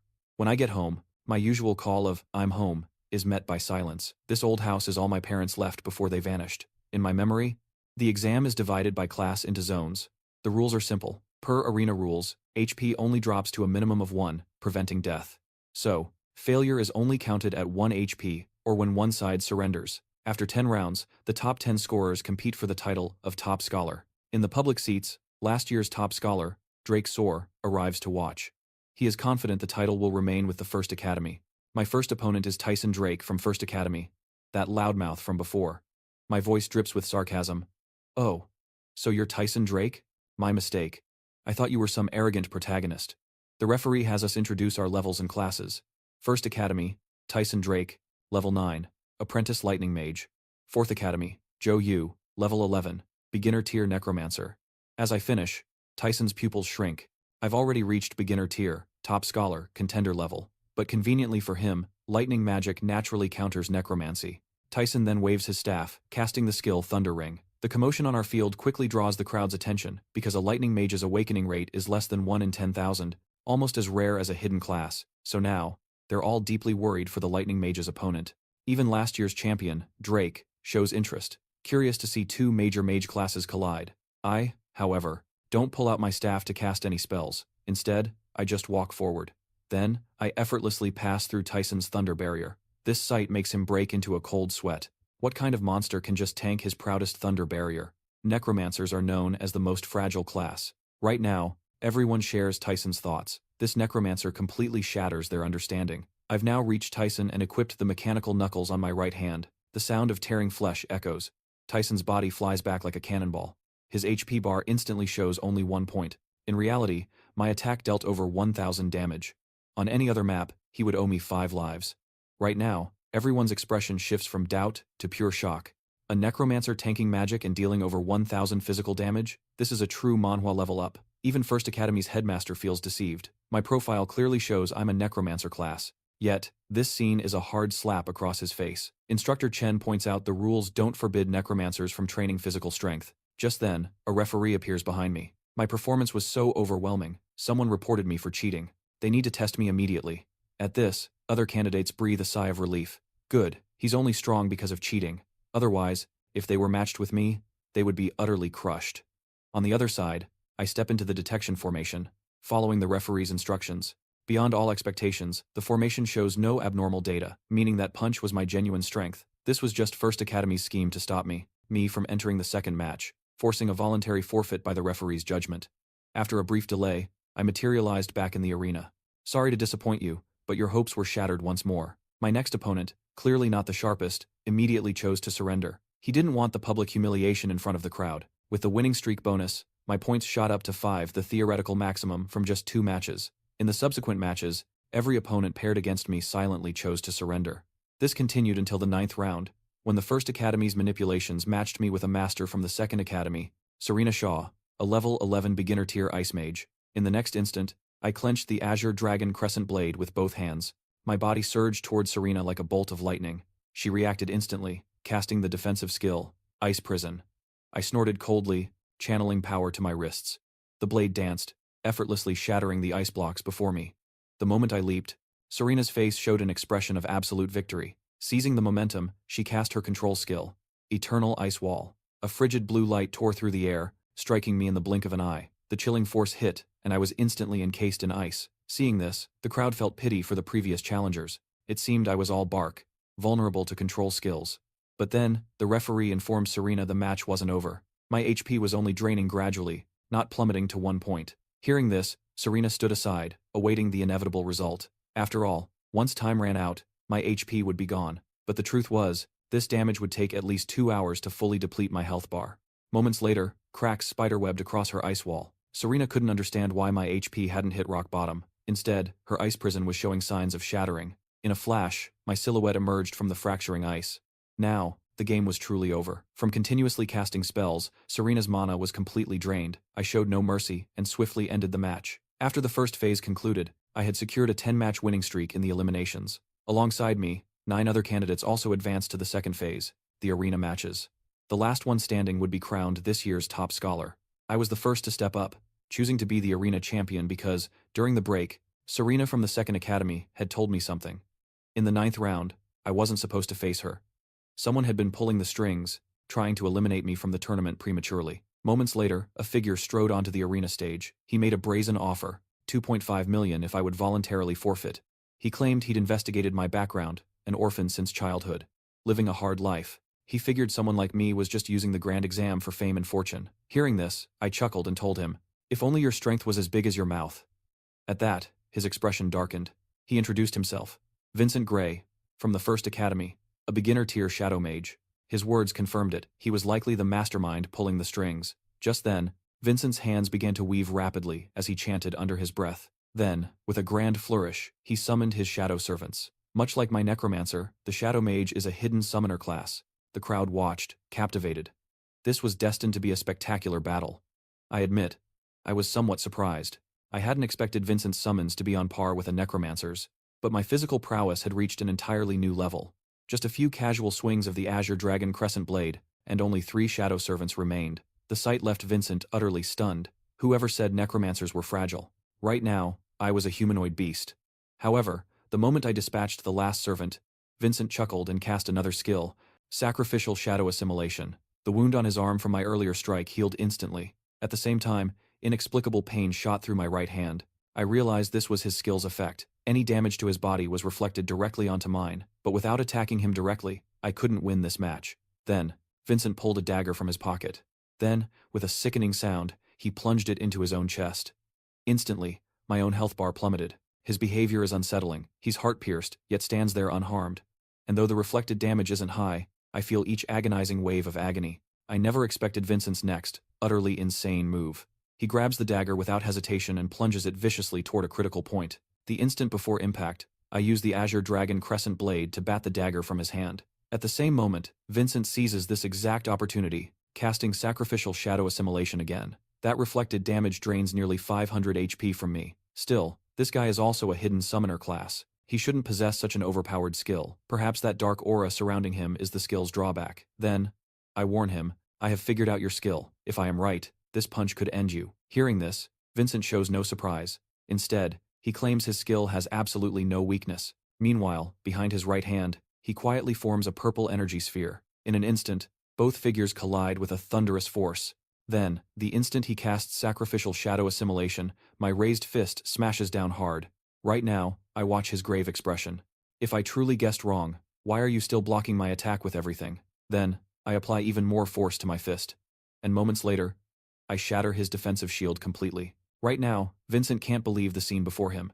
His shadow shield can take a regular boss's full-force attack, yet before me, it is as fragile as paper. I walk slowly toward him. If you surrender now, it's not too late. But the next second, countless dark auras erupt from Vincent's body. By his condition, he's apparently fused with his shadow servants. Vincent confirms this is a fusion form, and in this state, he can defeat any same-tier body cultivator. Right now, his movements are incredibly fast. My attacks cannot track his blurring figure. The current scene strikes spectators as absurd. If they aren't mistaken, this should be the mage arena, right? But now it might as well be the warrior arena. On the other side, two figures wear furious expressions. They're the assassins who ambushed me 2 days ago. They feel utterly deceived. I am the mission target, Joy Yu, not Marcus, as I had claimed. But soon, we will meet again. Meanwhile, on the arena stage, Vincent looks perplexed. He's clearly shown his strongest form, yet he hasn't gained the upper hand. Plus, his transformation is on a timer. If he can't take me down now, once time runs out, he will have no chance to turn the tables. Thinking this, he activates a powerful skill, Sacrificial Shadow Stone. This scene makes the First Academy's headmaster panic. Before this, he had explicitly forbidden Vincent from using this skill. If not careful, the entire area could be leveled. Right now, we begin another round of storm-like exchanges. Each collision produces dull, powerful sounds. Even so, neither side can defeat the other quickly. Then, suddenly, I see something slide past overhead. When I regain consciousness, I feel like I'm inside a shipping container. Besides me, many other exam candidates are also here, too. So, this is a kidnapping operation targeting talented candidates. Just then, a black-robed figure slowly walks over. She tells me not to be too nervous. They brought us here because they value our talents. She is Scarlet, the Baze organization's regional director for Sioux City. Her words make me realize Baze is a truly insane organization, daring to kidnap candidates in broad daylight during the grand exam. Meanwhile, the exam's referee team and academy officials discuss an emergency rescue plan. They discover the kidnapped candidates all passed the elimination rounds, meaning we're not in immediate mortal danger. Besides this, 4 other cities nationwide also experienced candidate kidnapping incidents. Here, I look at the handcuffs before me with disdain. Applying just a little force, I easily break them open. Moments later, I lead all the candidates and open the container door. At that moment, Scarlet sees us on surveillance. Soon, she brings a group chasing after us. Now, she's confused how we broke the cuffs. Baze's handcuffs have a level 20 power restriction, a lock designed to stop any normal Manhwa level up ability to break them. Hearing this, I chuckle, telling her it is actually simple. First, like this, then like that, and it's done. Then, in her moment of confusion, our figures vanish as we activate an inner realm dungeon. This leaves Scarlet extremely displeased. If they wait here for us to exit, Sioux City reinforcements will likely have arrived. So, for now, they can only retreat. On the other side, we activate an E-rank dungeon. The mission is to go to Vulture Peak and stop Hamba's resurrection. But only I appear here. Could something have gone wrong, teleporting us to different dungeons? And this dungeon is extremely strange. If I'm not mistaken, I've become a dried corpse in the dungeon, forced to follow the herder NPC ahead. Moments later, I trailed along to the herder's manor. Then, 2 hours passed, when 2 figures carrying a coffin slowly pushed open the manor's gate. They were local coffin bearers, arriving here with business for the herder. Unfortunately, the herder had gone out, leaving only his apprentice here to watch over me. Immediately, the coffin bearer approached with interest. He mused that, although I was dead, my handsome features could fetch a high price if sold to a wealthy family. They then ignored the young apprentice's protests, attempting to forcibly carry me off. Seeing this, I parted my lips slightly, emitting a chilling groan. As they regained their senses, I ripped the talisman from my forehead. This act terrified the young apprentice. His master hadn't lied. Disrespecting corpses often caused them to reanimate. Meanwhile, the coffin bearer had no time for shock. He raised his hand, casting a skill to bind my body, but I simply threw a punch, sending his body flying. Touching living flesh, the man realized something. This wasn't reanimation. I lacked the deathly aura of a true corpse. As he spoke, the system confirmed my current corpse state. In this twisted manhwa level up, my state granted an extra 100% defense, though corpse suppression methods worked on me. Notably, in this state, HP and mana could not regenerate. No wonder earlier the herder's soul-capturing bell controlled me. This E-rank dungeon was proving quite interesting. The coffin-bearer then ordered his apprentice Ali to stall for time. Once his ritual was complete, he could suppress this thing that was neither human nor ghost. Just 2 seconds later, Ali's strained face broke. He never expected my physical strength to be so immense. He could only urge his master to finish the ritual, but the only reply was the sound of hurried footsteps. The coffin-bearer fled without a second glance. Before Ali could curse, he saw a force charging rapidly toward his master. Then, a system notification appeared. Congratulations on defeating Dungeon NPC Coffin Bearer, rewarding 75 EXP. You defeated NPC Ali in melee, rewarding 10 free attribute points. Next, I slowly approached the coffin they had brought. The system identified it as the spirit-suppressing coffin. Legend said that lying inside offered a chance for special bonuses. However, I never expected that, upon opening it, I would find Zoe lying inside. The next moment, she awoke. At that point, I had likely pieced it together. 10 candidates in total were taken by Baze. After entering this dungeon, we had all become pawns in its twisted tasks. With this thought, I roused the dazed apprentice. If you value your life, you will tell no one of this. Moments later, the herder appeared at the manor. The apprentice pointed at Zoe, telling his master he'd found a dried corpse outside, but had fortunately used all his strength to subdue it. Hearing this, the herder showed no suspicion, and told the apprentice to hurry. There was something important to finish at Vulture Peak. Soon after, under the herder's lead, we arrived at Apricot Village near Vulture Peak, because the herder's senior brother resided in this village. They now planned to gather their school's disciples to seal the Corpse King about to rise at Vulture Peak. And just as I had guessed, the other candidates were nearly all at this manor. The scene completely stunned the young apprentice left to guard us. It was his first time seeing so many corpses come to life. Then, led by the herder, we headed to the crypt where the Corpse King lay. Before arriving, I learned something from the young apprentice. This was already the herder's 5th dark summoning of the Corpse King, and cursed corpses like us were the catalyst for this ritual. Yet, upon reaching the crypt, the unexpected unfolds. The herder's senior brother incants a verse, using the descendant's essence as a sacrifice, using their bloodline to purify the crown. The other disciples instantly recoil. It's clear the senior brother intends to sacrifice them all. The moment realization dawns, they pivot and flee the altar without a second glance. But the senior brother had already laid his traps. Countless corrupted horrors claw forth from all sides, sealing every path of escape. In that moment, I gaze forward, deep in thought. The dungeon's objective: prevent Hamba's awakening. Should the senior brother's plan succeed, the consequences will be dire. The next instant, my form blurs, charging toward the corrupted dead ahead. Meanwhile, the senior brother stands before the altar, performing his dark ritual. Yet, despite his incantations, there is still no response. Then, his gaze snaps back, discovering all 9 cursed corpses have been animated. Seeing this, he waves his whisk without pause, muttering an incantation. Immediately, I feel my movements grow sluggish. I suspect it's a negative effect of our undead state here. The senior brother quickens his chant, muttering his spell. Simultaneously, our bodies are constricted by an unseen, powerful force. Our already slow movements instantly grind to a halt. The senior brother approaches, sweating heavily. He assures us he means no harm, as we're merely food for the revived Corpse King, admitting we were difficult to handle, forcing him to expend great effort to bind us. I watch his approach, thinking this is grave. I absolutely cannot let him complete this ritual. I then reveal our true purpose to the herder. We are here to stop Hamba's resurrection. Can you free us from this binding? As I speak, the herder looks horrified, trembling as he asks if the Hamba I mentioned is the earth corpse within the stone coffin. I'm confused. You seem terrified. Is he that powerful? The herder then reveals Hamba's true origin. Beyond being an earth corpse, Hamba is one of the 4 corpse progenitors. A saying describes this ancient evil. When Hamba emerges, the land is scorched for 1,000 miles. If Hamba truly breaks its seal, forget us. No one in this land will know peace. As he speaks, the herder bites his own finger. He begins casting a spell to break the restriction, explaining he's placed a spirit-release talisman inside me with his pure yang blood. For a brief time, all corpse-controlling arts will fail against me. The next moment, I shoot forward like an arrow loosed from a bow. My right fist connects, sending the senior brother flying. Yet, his face twists into a maniacal grin. Thank you for helping me complete the final step of the ritual. As his blood stains the stone coffin, it begins to tremble. Then, with a sickening crack, a massive hand shatters the coffin lid. A bone-chilling wind howls, forming clouds of purple-black miasma as the ground quakes violently. A thick, rotting stench erupts from the sarcophagus. Simultaneously, the system displays a task modification. The E-rank task to prevent Hanba's resurrection has changed to a D-rank task. Defeat Corpse Progenitor Hanba.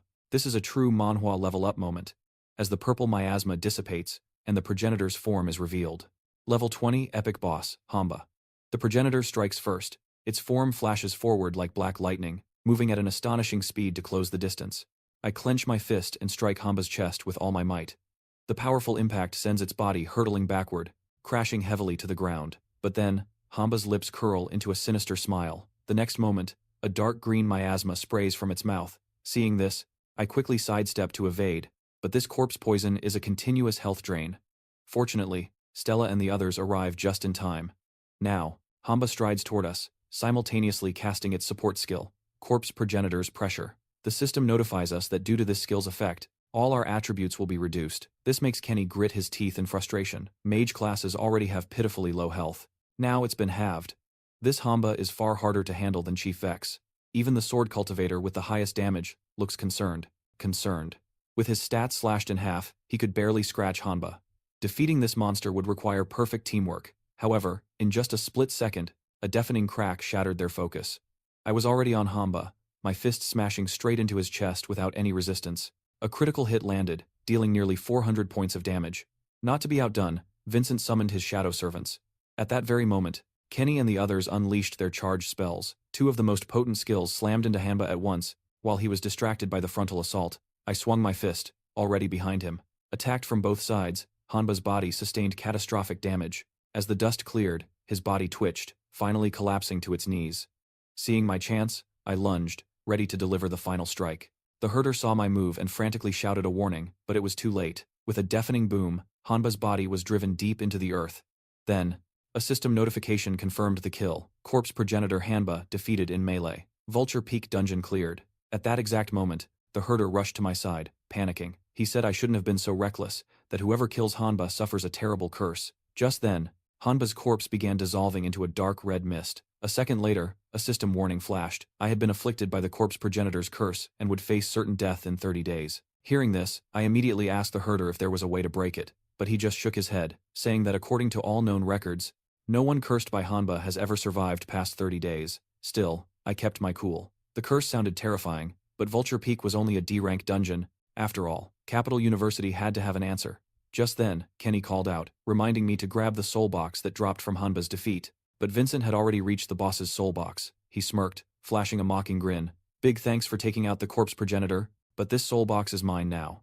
Inside was a D-rank ring, the Corpse Progenitor's ring, capable of stealing 50% of a target's agility. With the ring in hand, Vincent instantly began teleporting out of Vulture Peak, but the very moment his form started to fade, Kenny unleashed his control skill, Netherworld Earthpalm, ensnaring him. I immediately charged forward. Seeing me coming, Vincent calmly activated the ring, attempting to drain my agility. He must have been confident he could escape after successfully stealing my stats. But what he never expected was that his own agility barely increased by a few points. I swung my fist, smashing it straight into his jaw. I guess I forgot to mention, I said.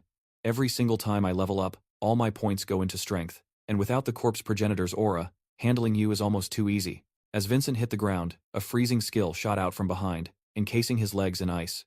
Serena was slowly approaching. She hadn't forgotten how Vincent's selfish scheming had cost her. If not for him, she might have had a shot at the Grand Exam's elimination rounds. Realizing the fight was lost, Vincent tore the ring from his finger without a second thought, then vanished from Vulture Peak, his face twisted with frustration. I looked down at the Corpse Progenitor's ring. While useless against a build like mine, it would be devastating against opponents who rely on high agility. It was the perfect counter. Moments later, we exited Vulture Peak and returned to the real world. Our instructors were waiting. They had located the Bayes organization's SU branch, based on new intel, but they also brought other news. Due to safety concerns, this year's top scholar competition was being temporarily suspended. They would now escort us to our universities. Meanwhile, in a castle on the outskirts of the city, Scarlet knelt on the floor in deference. She reported that the SU city operation had failed, thwarted by a candidate named Zhou Yu. Her words brought a curious smile to the commander seated above her. It seems the student has surpassed the master. In what felt like a blink, 2 days had passed. After finishing my enrollment paperwork, I sought out Capital University's headmaster Gideon. Headmaster, there's something I need to ask you. As I spoke, I began to roll up my sleeve, unveiling the arcane script branded onto my arm. A few days ago, I slaughtered the Vulture Peak dungeon boss. the corpse progenitor Han. But before its final breath, the fiend seared this curse upon my soul. Gideon grasps my grim purpose. This mark is a stain nearly impossible to cleanse. The most certain path now is to find an item known as Sage's Protection, but as an S-rank artifact, few would ever put it up for sale on the market. Hearing this, a bitter regret settles in. I never imagined Sage's Protection was so priceless. Had I known when facing Chief X, I would have found another method. However, beyond that, there is one other way to purge Han's curse. Though, with your current power, it is practically a fool's errand. It actually demands that I conquer a D-rank dungeon. At this, I tell Gideon not to fret. I have already handled D-rank difficulty missions. Gideon's expression turns grave. A D-rank task in an E-rank dungeon and an actual D-rank dungeon are worlds apart. They are not comparable, as most who enter D-rank dungeons are mid-tier players. A beginner entering that den would be hunted like prey. I tell the headmaster to dismiss these concerns. If there is any doubt, he can test my strength now. The instant I speak, an unbearable pressure erupts from Gideon. Right now, I feel searing pain in my eyes, like blades twisting within my skull. Yet, my resilience stuns Gideon. He never expected a mere beginner to withstand an aura that only mid-tier players and above can endure. Perhaps I truly possess the power to clear that D-rank dungeon. Gideon then reveals the dungeon's name, Soul Cleansing Lake. Any player who enters Soul Cleansing Lake can purge all negative afflictions, and to help me survive the Soul Cleansing Lake dungeon's environment, Gideon gives me an A-rank Ganshi pendant that can resist mental assaults. Moments later, I step through the Soul Cleansing Lake dungeon portal. The rules are bizarre, 4 in total. First, if a voice calls from behind, you must never turn around. Second, if your teammate vanishes from sight for over 1 minute, scrutinize their every move upon return. Third, rapidly memorize every teammate's mannerisms and speech. Fourth, if aliens singing or strange whispers invade your mind, immediately unleash the foulest curses you know until the sound ceases. A final warning: if strangers pose questions in the rainforest, do not answer. After absorbing the dungeon's rules, my teammates materialize one by one. Their power is mid-tier or higher. So when they discover I am only a level 13 low-tier player, one of them, a man called Glass, can't help muttering, thinking the matchmaking is disgusting. Although he is fully confident in clearing this dungeon, a low-tier player like me will only slow him down. However, a girl named Mia thinks otherwise. If I can summon enough undead, my power could rival a mid-tier player. Our objective is to reach Soul Cleansing Lake, deep in the heart of this soul-cleansing rainforest. But as we breach the tree line, a perfect replica of me materializes at my side. Every move I make, the other mirrors it instantly. My teammates sense the wrongness, but after only knowing me for 2 minutes, they cannot tell which one is the real me. Glass proposes a simple solution: just kill them both. A liability like me will only drag the team down anyway. Mia interjects, pointing out my Necromancer class. Whichever one can cast Necromancy is the real one. Seeing this, one of me casts Necromancy magic without hesitation. My gut clenches. I didn't expect this imposter to have a trick up its sleeve, and as a Necromancer who only fights in melee, they will probably never believe my word. Without warning, before my teammates can react, I swing the Azure Dragon Crescent blade and charge forward. With one clean slash, I cleave the imposter before me in two. Its true form is revealed, a twisted mass of vines. The system identifies it as a dungeon monster, an evil spirit puppet, and as I cut it down, I feel a new power seeping into the Azure Dragon Crescent blade. My teammates approach, very curious why a necromancer like me relies on pure physical might, and how I dispatched a level 20 evil spirit puppet so effortlessly. Just then, a ghostly green flame. It emerges where the spirit puppet fell. Instantly, it seeps into Mia's eyes. A moment later, a deep, bloody gash tears across my chest. Thankfully, my health is substantial now, or I would have been finished. But possessed by the spirit, Mia's power surges even higher. Even with the whole team united, they can't even scratch her. I seize an opening, get behind her, and knock her out cold. The sight terrifies the guy in glasses. What kind of necromancer am I, felling a mid-tier swordsman with a single punch? After Mia collapses, a grotesque thing crawls from her body. Seeing it, I grab the Azure Dragon Blade and mercilessly pin the creature to the ground. I'll need to be wary of this parasite. If it possesses me, my teammates are all dead. Once Mia awakens, we press deeper into the rainforest. Soon, the glasses guy and another teammate lag behind, separated from the group. Just as they rush to catch up, a strange figure materializes behind them. The system identifies it as a rare monster, the Weasel Spirit. As it appears, it poses a question: do I look more human, or more god? Hearing this, the glasses guy instantly flips at the bird. He scoffs, thinking the spirit is an idiot. How could something so ugly be human? The instant the words leave his mouth, the Weasel Spirit's form lunges, swiping viciously with its claw. The other teammate is stunned, speechless. Before entering, the dungeon had warned us never to answer a stranger's question. Now, it's clear the glasses guy is dragging him down. Meanwhile, I faintly hear the sounds of a fight from behind us. By the time we arrive, Glasses and the other man are already unconscious on the ground. At that moment, the weasel spirit turns and asks me the same question. Am I human or a god? I don't answer, instead retorting, am I your father or your grandfather? The moment I speak, the weasel spirit lunges viciously at me. In a flash, a faint, bloody line appears on my face. The weasel spirit's ferocious aura is already gone. The strike dealt just over 300 damage. Even top mid-rank players wouldn't dare take that attack head-on. Then, I swing my right hand, clad in the knuckles, landing a precise blow to its abdomen. With a sickening crunch, I kill it instantly. My teammates watch, completely stunned. They're all wondering if my intel was wrong. Am I really just a beginner? They've never seen a necromancer who fights with his fists. The now conscious Glasses guy immediately voices his suspicion. This necromancer is too strange. Maybe the imposter we killed was the real Joy. He knew actual spells. Unless I prove my identity, I coldly ask, ever seen an imposter with items like these? I don't know what he saw, but his tune changes instantly. He claims it was a misunderstanding, that he simply overreacted and apologizes. We then push deeper into the rainforest. Upon reaching Soul Cleansing Lake, a horrifying scene greets us. Mia then speculates these wandering souls are players who failed to clear this dungeon. This is a true ***Manhwa, level up *** challenge, with a high failure rate. It seems this dungeon has a terrifyingly high death rate. We soon discover a nearby altar, inscribed with ancient text. The general meaning is this: an ancient sacrificial site. Only a living sacrifice can complete our quest, and those wandering souls by the lake are its thralls. The sacrificed become eternal guardians of this lake. Unseen by anyone, the Glasses guy and his companion Max flash sinister smiles. They attack in unison, striking my back and precisely shoving my body onto the altar. My vision darkens. I truly regret saving those two ungrateful wretches, but they don't know how to activate the altar. As they ponder their next move, my body slowly rises from the stone. The next instant, they both lunge at me. I hastily raise my blade to parry. A harsh clang of steel shatters the silence. At last, Max drops the facade, his true greed exposed. Hand over everything you have, and maybe we'll grant you a quick death.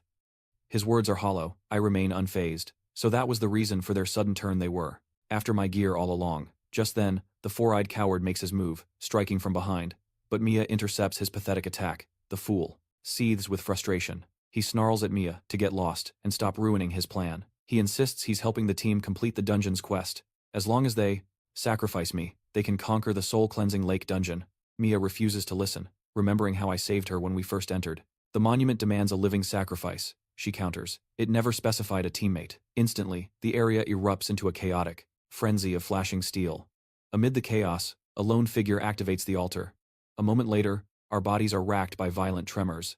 The psychic assault that follows is unbearable. Fortunately, before leaving, Headmaster Gideon gave me this Chungchi pendant, my only shield against such mental attacks. The traitor is Ivy, the wood mage, who has been silent this entire journey. Now, a disturbingly innocent smile plays on her lips. Since you all love to fight, you can just stay here and fight forever. A cold question hits me. How did Ivy know the altar's secret? Looking back, her presence was always deeply suspicious. She faced no danger on our path, and even guided us directly to this altar. Suddenly, a chilling realization dawns on me. This isn't her first descent into the soul-cleansing lake dungeon. With that thought, I grip my Azure Dragon Crescent blade, and with a series of sharp slashes, I sever the encircling vines. Ivy just scoffs, casting her vine reinforcement skill again. In the next instant, the vines before me swell in size, instantly regenerating any damage I inflict. Then, in a brief lapse of concentration, something silently pierces the skin of my neck.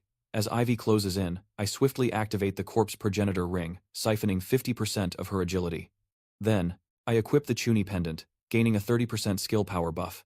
Ivy remains unnervingly calm. Unlike that worthless Four Eyes, her strength is already approaching that of a top-tier, mid-rank player. Yet, my body phases through her defensive vine shield without any resistance, and, as my fist crashes down, I obliterate 1,314 of her health points. Just like that, Ivy is left powerless. She spits a final curse before teleporting out of the dungeon. The scene is eerily familiar. I recall Vincent Gray escaping in the same manner. I retrieve my Azure Dragon Crescent blade and advance on the altar. By now, the four-eyed fool and his cronies have likely been sacrificed. This altar has no reason to remain. As I speak, I raise the Azure Dragon Crescent blade and bring it down on the altar's core. With a resounding chime, the system announces I've absorbed the soul-cleansing altar's life force, gaining 20 free attribute points. At that moment, Mia and the others finally shake off the psychic attack. She offers her sincere gratitude. Without me, they would have been the next sacrifices. As thanks, they decide to forfeit this dungeon quest. I then walk to the soul-cleansing lake and plunge into its waters. A mere 2 minutes is all it takes to purge the curse from my body. But then I recall Ivy planting a wood seed in me during the fight. The lake's waters can't remove it, which means the wood seed is likely not a curse. After parting ways with Mia's group, I reappear inside the headmaster's office. Headmaster Gideon is visibly stunned. He never expected me to survive.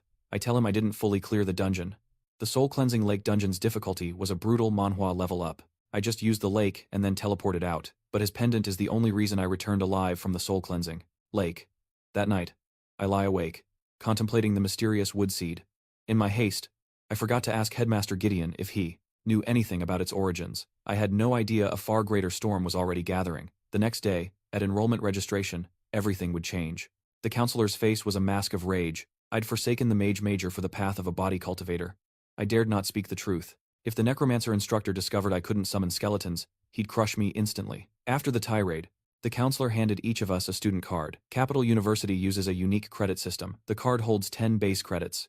Credits are earned only by taking school-issued tasks or passing instructor assessments. Here at Capital University, money is worthless. Credits are the only currency that matters. I soon arrived at the body cultivator class to register. The instructor, Warren, was a level 35 high-tier body cultivator. He announced he would release his pressure.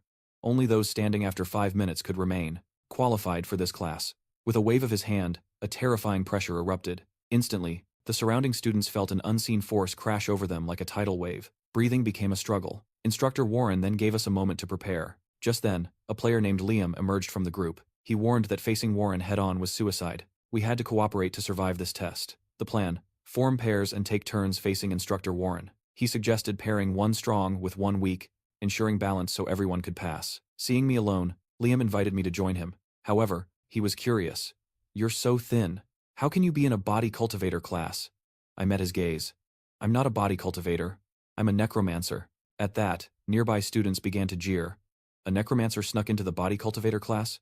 I told Liam not to worry. I wouldn't drag him down. Soon, Warren unleashed his pressure again. His gaze fell directly on me. Seeing this, Liam instantly lunged forward, shielding me with his body. But even he couldn't take it. Several students stared, dumbfounded. They were from the same batch as Liam, yet someone so strong was casually swatted aside. Next, Warren threw a second punch. I clenched my fist and charged forward without fear, barely catching it. The impact still seared away over 100 points of my HP. At that moment, Instructor Warren looked utterly astonished. He couldn't believe his eyes. A necromancer had actually withstood his punch.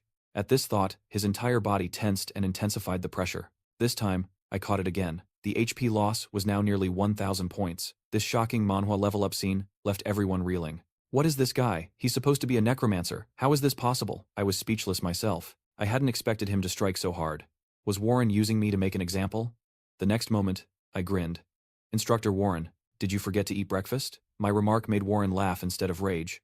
That I could still stand and joke with him. "Catch this next one, and I swear, whatever you do at Capital University, I'll have your back." As his body closed in, a tremendous pressure rolled in like thunder. Our bodies collided with a deafening boom. The powerful impact compressed the surrounding air into a visible shockwave as the ground beneath us began to fracture. At that instant, my swinging right arm visibly swelled. But the sheer difference in power was too much. My body was sent flying backward. Seeing this, Warren walked over and had some students take me to the infirmary, showing some regret. He shouldn't have pushed me so hard. Yet, my body shakily stood up. I still had 240 HP remaining. "So, Instructor Warren, I caught your punch. When I came to, I didn't know how long had passed. The first person I saw was Instructor Warren. He said he would honor his promise. From now on, at Capital University, he had my back." Just then, a voice cut in. The newcomer was Professor Shane, of the Necromancer major, demanding to know why I'd abandoned his class. As he spoke, he demonstrated a necromancer's true power: Necromancer. In an instant, the air turns foul with the stench of death and decay. Black fissures tear across the earth like a spiderweb, and then, from the cracks, skeletal warriors claw into existence, their bones shining with an eerie luster in the ghostly light. Professor Shane promises that if I join the Necromancer major, he'll teach me every spell without reservation.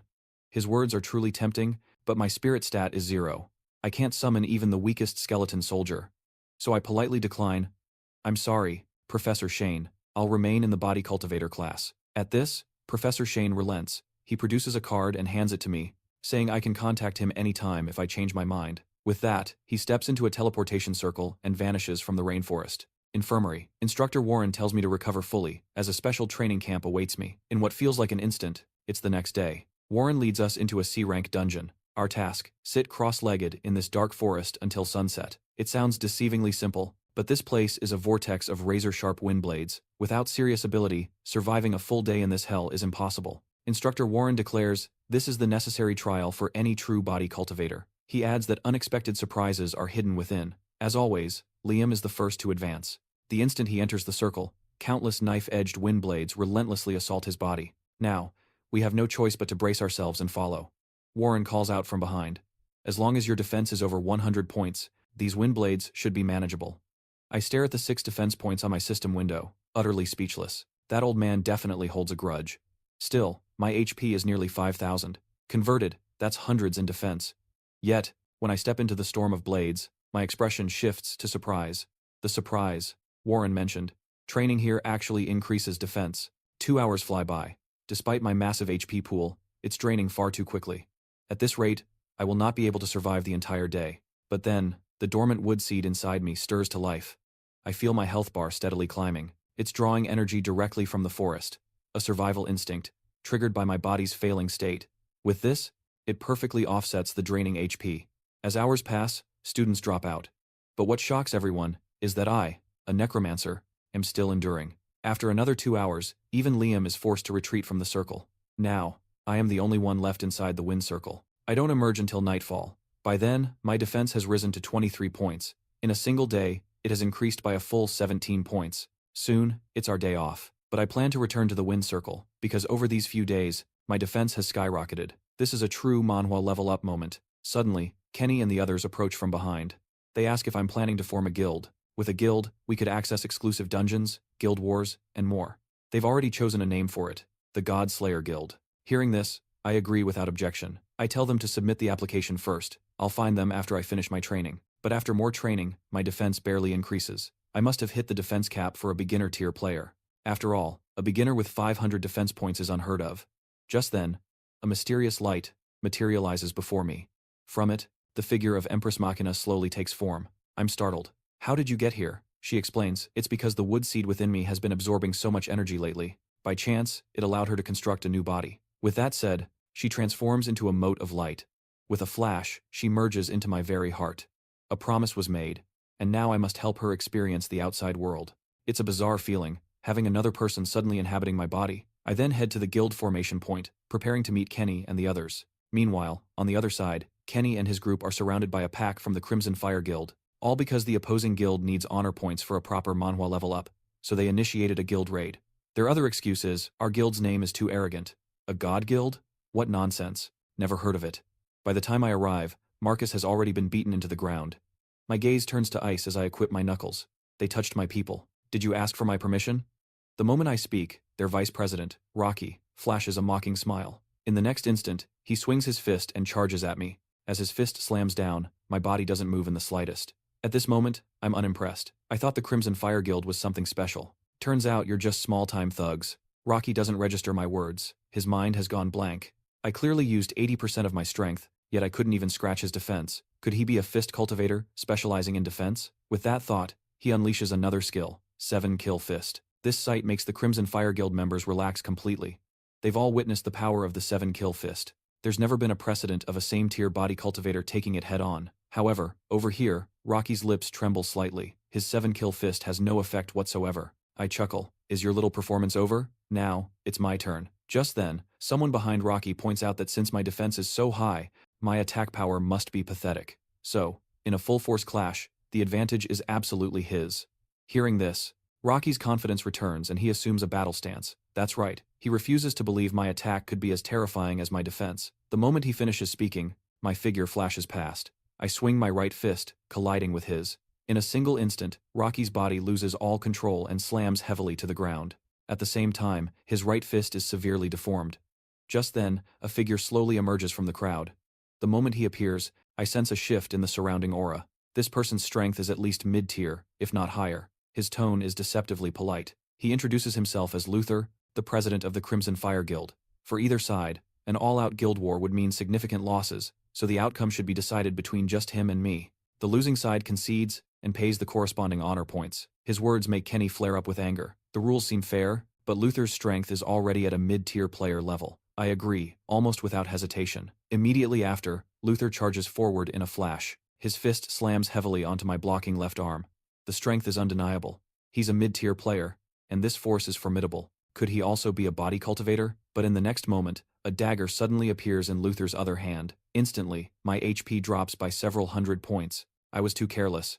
His class is actually an assassin, and his dagger is coated in a blinding toxin.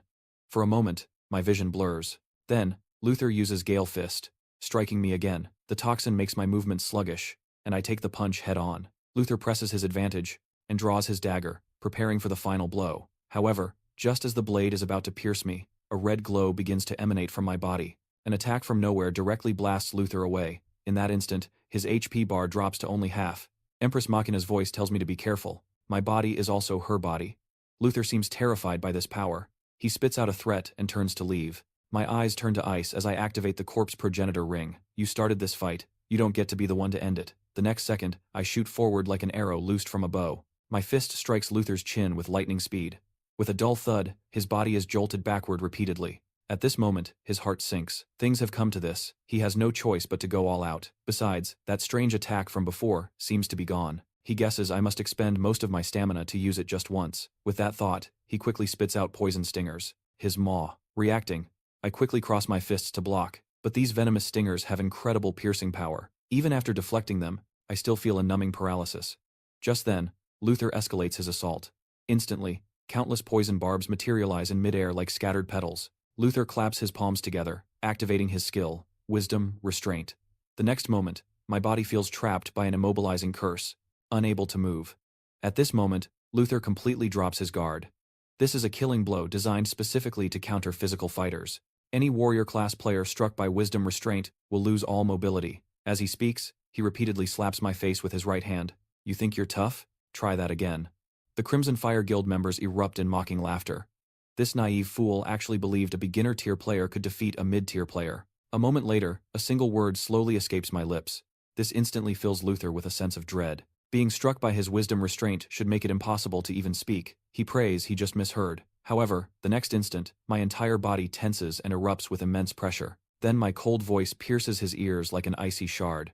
Don't you know my class is Necromancer? As I speak, I muster all my strength and swiftly raise my arm, landing a perfect uppercut to Luther's chest. At this moment, Luther not only feels physical agony, but is also shocked to his very core.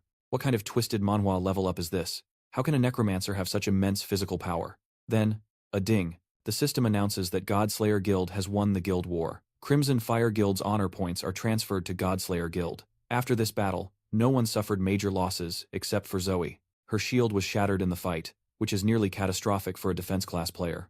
So, I ask Empress Machina within me if she knows of a dungeon in the inner realm that easily drops shield equipment. The Empress considers for a moment and tells me such a dungeon does exist, but with my current power, I probably couldn't even defeat the dogs there. After gathering intel on the dungeon, I reassure Zoe not to worry. Leave the shield to me. A moment later, following the directions, I arrive at the portal to the D-rank dungeon, Pseudo-Underworld. This dungeon requires at least 2 people in a party to enter. The moment we touch the teleportation orb, Zoe and I are transported to the Pseudo-Underworld dungeon.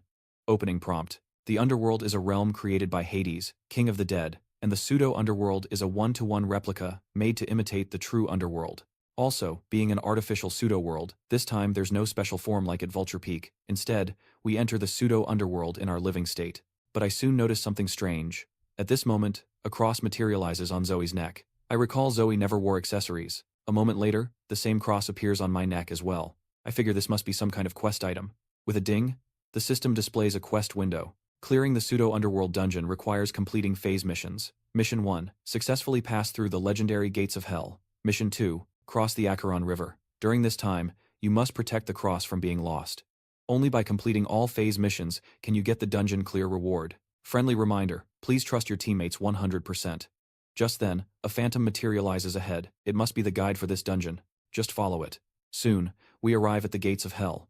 Numerous figures now appear outside the gate. Legend says that only by passing through the gates of hell can the dead reach the true underworld. But at this moment, a vicious monster appears within the gates of hell. continuously devouring the souls entering the gates of hell. The system identifies it as the epic tier monster, Cerberus. Friendly reminder. Anyone who attempts to force their way through the gates of hell will be swallowed into Cerberus's belly. I force a strained smile. If I had known there were actual dogs in this dungeon, I wouldn't have come.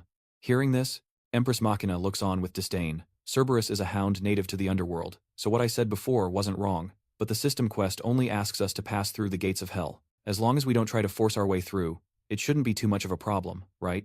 However, as I fall, Cerberus howls before its jaws clamp down, swallowing me whole.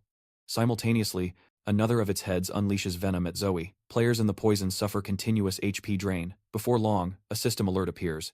Zoe has endured Cerberus's venom for over 10 seconds. The cross triggers its effect. Adaptive poison immunity. This forced Manhwa level up means after 10 seconds, that toxin can no longer inflict damage. Just then, Cerberus's middle head roars in pain, its maw gaping as it vomits something out. Good thing I'd already drawn the Azure Dragon Crescent blade and lodged it in its gullet. Otherwise, I'd already be a pile of digested filth. But the blade is still wedged in Cerberus's throat. I yelled to Zoe, "Rush through the gates of hell now." Moments later, we successfully breach the gates of hell. The system displays. First phase of the mission is completed. Now initiating mission 2, cross the River Acheron and protect the cross. As we reach the shore, a small wooden skiff materializes ahead. The ferryman introduces himself. He is Kon, of the River Acheron. If we wish to cross, we must pay the toll. Hearing this, I produce spirit money without a word and hand it to him. The ferryman's demeanor changes, urging us to board the boat. Suddenly, countless souls who just passed the gates now swarm toward us. The ferryman mercilessly shoves them back one by one. The reason? They haven't paid the toll to cross. On the way, I ask the ferryman why these souls don't just attempt to cross the river themselves. The ferryman explains Acheron is no ordinary river. If I doubt him, I can try putting my hand over the side. The moment my hand touches the water, strangely shaped claws erupt from below, and the owners of these claws look utterly ferocious and terrifying. The ferryman says they are all unfortunate souls who failed to stow away across the River Acheron. After death, they are doomed to sink forever in this icy water. As revenge, any living being entering Acheron will be dragged underwater by them to become one of their own. As he says this, the ferryman quietly swings his oar, striking toward our backs, as we're clearly living people who passed through hell's sacred gates, yet we dared to use money meant for the living. In a flash, the ferryman hurls me into the river. Instantly, a cold, rotten aura envelops me. Countless claws frantically grab at my body. I activate the corpse progenitor ring and siphon the ferryman's agility. Using the speed advantage, I leap from the river, using the momentum to throw a punch at the ferryman. A large gash rips across his chest. However, the ferryman shows no panic, instead laughing heartily. A living stowaway. You dare kill the ferryman of Acheron. You will face severe punishment. Hearing this, I don't hesitate and lift my foot and kick him into the River Acheron. And just as the ferryman sinks completely, a knowing smile forms on his lips. A moment later, we arrive at the other side of Acheron. However, we see an astonishing sight. Kon, who we threw into the river, is standing there alive. Even his attire is identical. Seeing the confusion in my eyes, another player explains that this Kon is not that Kon. It turns out every team entering this dungeon encounters the Ferryman Kon when crossing the River Acheron. In other words, he's just a fixed spawn NPC in the dungeon. Upon hearing that we killed Kon to get here, that player freezes, then a delighted look appears on his face.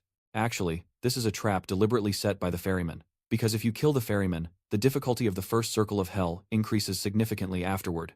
The so-called first circle of hell, Limbo, is also called the Judgment Hall. It judges the sins of those who enter, and killing the ferryman results in being judged as a heinous sinner. Afterward, you are exiled to hell to suffer and be cleansed, your sins. This player, Winston, is a dungeon guide. True to his title, he profits by leading others through these perilous dungeons. He confidently proclaims he's navigated this dungeon multiple times, so if we follow him, he guarantees our safe exit from the Netherworld Judgment Hall. When the party reaches the Judgment Hall, Winston turns with a final warning. Remember not to speak carelessly once inside. Pushing open the stone door reveals a figure enthroned at the hall's forefront. He is Judge Yoro of the Netherworld Judgment Hall in Hell's first circle. He will now judge the sins of each soul. Winston steps forward first. I was without sin in my life. Please investigate thoroughly, Judge. At this, Judge Yoro begins to look through the record of sins in his grasp. A moment later, he declares that upon review, Winston indeed has no record of sin from his life. The judgment result is innocent. When my name is called, I step forward slowly. I am Joe Yu. In my life, I similarly have no record of sin. Please investigate thoroughly, Judge. However, Judge Yoro merely turns the first page of the sin record and immediately freezes. He didn't expect someone so heinous would have the audacity to claim, I have no record of sin. Sin 1. Desecrating the remains of the dead. Sin 2. Destroying the peaceful lives of villagers. Sin 3. The cruel torment and slaughter of small animals. And the gravest sin is that I dared to insult Cerberus and slay the ferryman Charon while crossing the River Acheron. As he speaks, he waves his hand and pronounces my judgment. Proceed to the blood pool of the first prison of the seventh hell. I will make you suffer eternally in the boiling sea of blood to purge the sins from your soul. At this, Winston behind me is left speechless. The reason he could pass the judgment so smoothly was the stone in his hand, which has a deceptive power. If he had known, he would have let me hold the stone to face judgment. But he also never expected I had committed so many sins. However, when he snaps to his senses, he witnesses a scene he will never forget in his life.